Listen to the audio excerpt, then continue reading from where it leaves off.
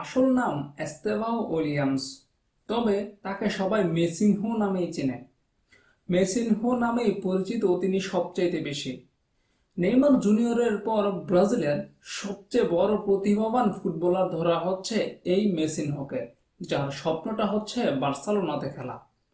বার্সেলোনাও তাকে কেনার জন্য মরিয়া এবং তাকে কেনার জন্য চেষ্টা করছে।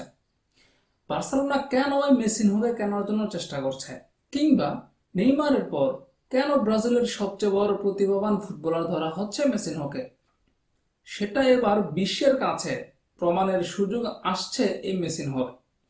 অনূর্ধ্ব-17 বিশ্বকাপ শুরু হয়েছে এবং সেখানে আগামীকাল প্রথম ম্যাচে মাঠে নামবে ব্রাজিল অনূর্ধ্ব-17 দল। তাদের প্রতিপক্ষ হচ্ছে ইরান। ম্যাচটা হবে বাংলাদেশ সময় সন্ধ্যা 6টায়।